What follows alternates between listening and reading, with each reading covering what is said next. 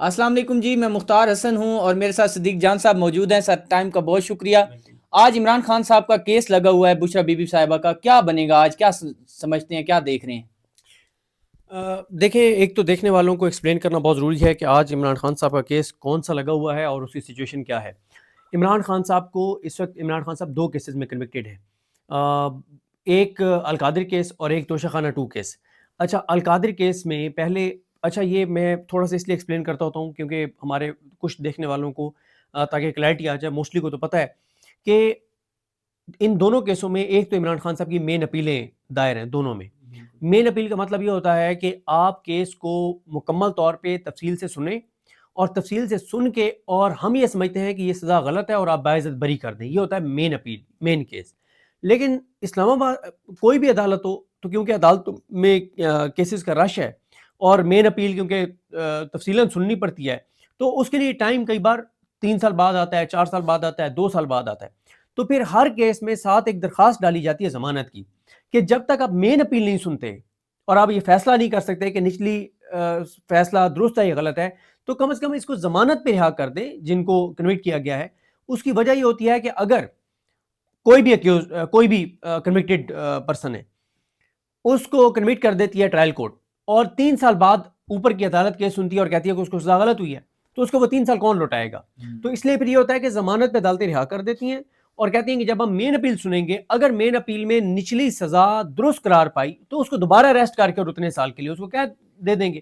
لیکن اگر 3 سال بعد اس نتیجے پہ پہنچتے ہیں کہ یہ کیس غلط تھا اور بری کر دیتے تو پھر وہ ویسے باہر ہوگا تو اس کی وہ زندگی کا وہ ٹائم تو ضائع نہیں ہوگا نا جو اس کو آئین نے ایک حقوق دیے ہوئے ہیں، آزادی اور ساری چیزیں. تو عمران خان صاحب کی القادر میں مین اپیل پینڈنگ تھی. بہت کوشش کی گئی کہ مین اپیل لگائی جائے تو اس وقت یہ کہا گیا کہ مین اپیل نہیں لگ سکتی، کم از کم 2-3 سال نہیں لگ سکتی کیونکہ عمران خان کی مین اپیلوں سے پہلے جتنی مین اپیلیں دائر ہیں پہلے ان کے فیصلے ہوں گے پھر عمران خان کی مین اپیل کا فیصلہ ہوگا. پچھلی سماعت پہ اچانک 31 مارچ کو ایک بڑی تبدیلی ہم نے دیکھی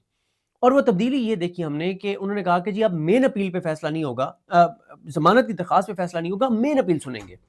اچھا، جیسے یہ چیز ہوئی تو اس کے بعد سے آپ دیکھیں نا کہ سہیل آفریدی بہت ایکٹیو ہو گئے ہیں، عمران خان صاحب کی بہنیں بہت ایکٹیو ہو گئی ہیں. اس کے علاوہ آپ ایک اور چیز دیکھیں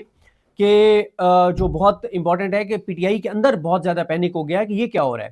ہو یہ رہا ہے کہ پہلے یہ تھا کہ عمران خان صاحب کی مین اپیل اس لیے نہیں لگائی جا رہی تھی کہ جس دن مین اپیل لگے گی تو ان کو تو بری کرنا پڑے گا.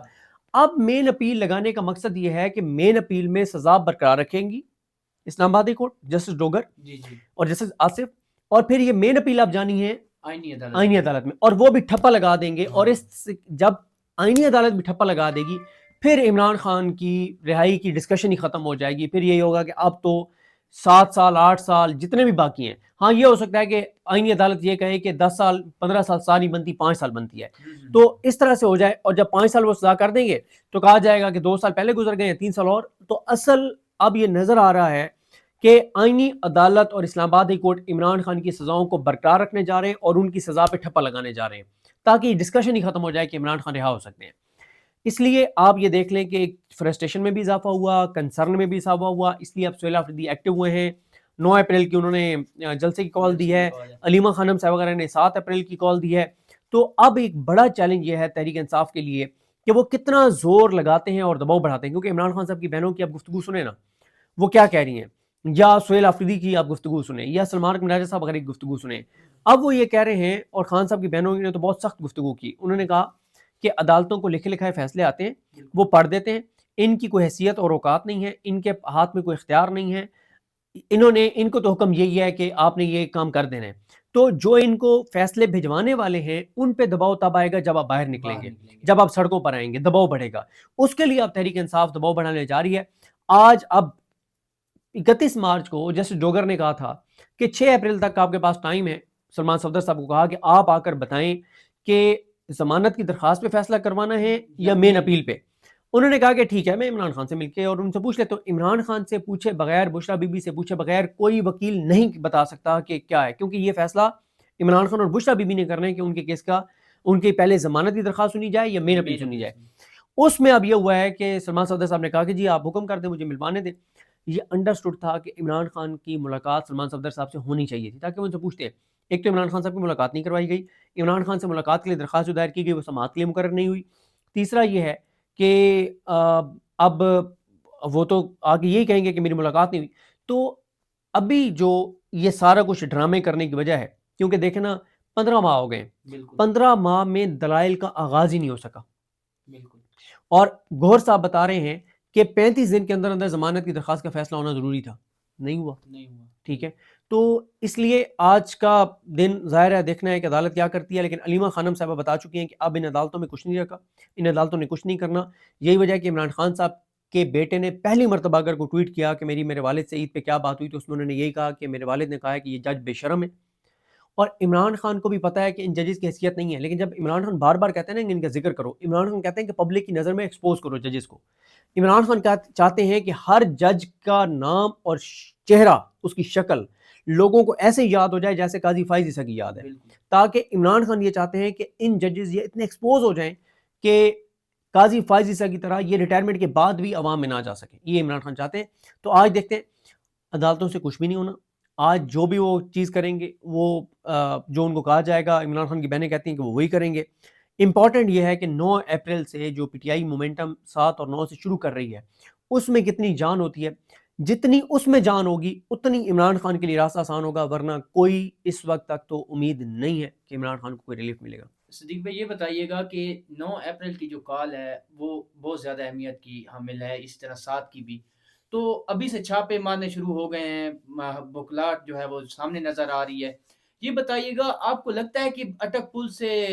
جو ہے وہ سہیل آفریدی کراس کر پائیں گے، اتنا بندے وہ لے کے آئیں گے کہ وہ 9 کو انہوں نے کوئی ایسی چیز نہیں کرنی جیسے تصادم ہو، 9 کو انہوں نے دراصل ایک ایکٹیویٹی کرنی ہے، جمود توڑنا ہے، سکوت توڑنا ہے، اور مومنٹم بنانے کا آغاز کرنا ہے، اور اس کے بعد جو ہونا ہے وہ یہ ہونا ہے کہ انہوں نے آگے اسٹریٹ موومنٹ کی تاریخیں دینی ہیں، اور اسٹریٹ موومنٹ کی جب تاریخیں دیں گے تو وہ اسٹریٹ موومنٹ کر کے مومنٹم بنائیں گے، ماحول گرمائیں گے، جب انہیں لگے گا کہ ہاں اب مومنٹم بننے لگ گیا ہے، ماحول گرم ہو گیا ہے اور اب آئیڈل ٹائم ہے کہ ہم کوئی کال دے دیں، تو پھر وہ دیں گے، ابھی تو یہ مومنٹم بننے کا آغاز ہوگا۔ اپوزیشن لیڈر صاحب جو ہیں محمود چغزئی صاحب، ان کے پاس بڑے 2-3 سنہری موقع آئے ہیں، جس طرح ابھی آپ نے دیکھا ہے 458 روپے جب پیٹرول کی قیمت ہوئی، اور اگلے دن جو ہے وہ انہوں نے اپوزیشن نے تھوڑا بہت کردار ادا کیا اسمبلی کے اندر، عوام نے روڈوں کے اوپر بات کی، لوگ نکلے گھروں سے، تو یہ آئیڈیل ٹائم نہیں تھا کہ پاکستان تحریک انصاف جو ہے اس کو جو ہے وہ مطلب خود اس کے ساتھ نکلتی اور اس مہنگائی کے اوپر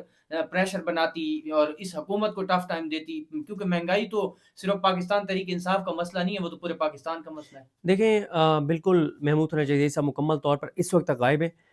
کوئی اتا پتہ نہیں ہے ان کا، لیکن اب یہ پتہ چلا ہے کہ جمعرات کے دن تحریک تحفظ پاکستان کا سربراہی اجلاس بلا لیا گیا، اور جمعرات کو وہ کو فیصلہ کریں گے کہ انہوں نے کیا کرنا ہے۔ اچھا یہ بتائیے گا صدیق جان صاحب کہ جو حکومت ہے وہ اس کے جو وزراء ہیں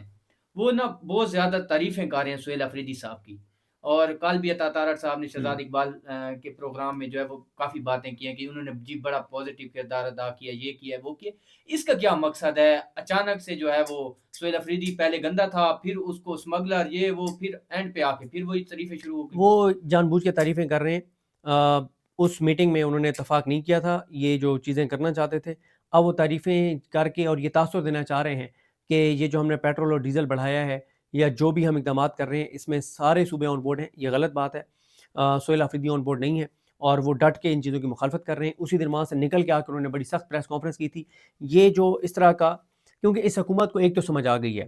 کہ ہم جس کی بھی تعریف کریں گے تو لوگ اس سے نفرت کریں گے، بالکل جس کے ہم خلاف بات کریں گے لوگ اس سے محبت کریں گے، تو یہ سہیل آفریدی کی تعریفیں اس لیے کر رہے ہیں کہ اگر یہ تاثر بننے لگ جائے کہ سہیل آفریدی اس حکومت کے ساتھ ٹھیک چل رہے ہیں تو لوگ تو اس سے نفرت شروع کر دیں گے، لیکن ان کا یہ چال کامیاب اس لیے نہیں ہوگی کیونکہ سہیل آفریدی روزانہ کی بنیاد پر آپ کہیں نہ کہیں ایکٹیویٹیز کر رہے ہیں، ان ایکٹیویٹیز میں وہ میڈیا ٹاکس کر رہے ہیں، اور میڈیا ٹاکس کر رہے ہیں یا سپیچز کر رہے ہیں، اس سے ان کا موقع واضح ہو رہا ہے۔ اس حکومت کو بہرحال یہ کریڈٹ دیں کہ ان کو یہ سمجھ آ گئی ہے کہ اب ہم جس کے خلاف بات کریں گے لوگ اس کو اور سار آنکھوں پر بٹھا لیں گے، جس کو ہم اپنے قریب کریں گے تو اس سے لوگ نفرت کریں گے، اور اس لیے یہ تعریفیں کر رہے ہیں سہیل آفریدی کی کہ سہیل آفریدی بڑا اچھا بندہ ہے اور ایسا تعاون کر رہا ہے، یہ چاہتے ہیں کہ اس سے سہیل آفریدی ڈسکریڈٹ ہو، جو بندہ ان کے ساتھ لگے گا وہ ڈسکریڈٹ ہو جائے گا۔ سہیل آفریدی کے کوئی چانسز ہیں آپ کو نظر آ رہے ہیں؟ کیونکہ یہ جو ابھی مومنٹم وہ بنانے جا رہے ہیں، اس کے بعد ان کی نائلی والی جو تلوار ہے، یہاں وہ کی تو عدالت نے جو فورس وہ بنانے کا وہ کہا ہوا ہے۔ وہ ان کے اوپر تلوار ایک لٹک رہی ہے، لیکن میں یہ سمجھتا ہوں کہ بہت مشکل ہے ایک ایسے ٹائم کے اوپر ان کو ڈسکوالیفائی کرنا جب افغانستان کے ساتھ حالت جنگ ہے، انٹرنل سیکورٹی بہت خراب ہے، اکانومی کی صورتحال آپ کے سامنے ہے، ایران کے بارڈر کے اوپر صورتحال آپ کو پتہ ہے، انڈیا کی طرف سے تھریٹس ہیں، انٹرنل ایکسٹرنل حالات پہلے ہی بہت زیادہ خراب ہیں۔ ایسے میں یہ نظام ویسے تو ہر امکانہ فیصلہ کرتا ہے، لیکن میرا خیال ہے کہ یہ بہت خطرناک فیصلہ ہوگا، اور میرا نہیں خیال کہ یہ اتنی آسانی سے کریں گے۔ بہت شکریہ صدیق جان صاحب ہمارے ساتھ موجود تھے، جو بھی نئی اپڈیٹ ہوگی آپ لوگوں کے ساتھ شیئر کریں گے۔ آج کا دن بڑا اہم ہے، اب دیکھنا ہوگا کہ خان صاحب کے کیس کے اندر کیا ہوتا ہے۔ ہمیں اجازت دیجیے، اللہ حافظ۔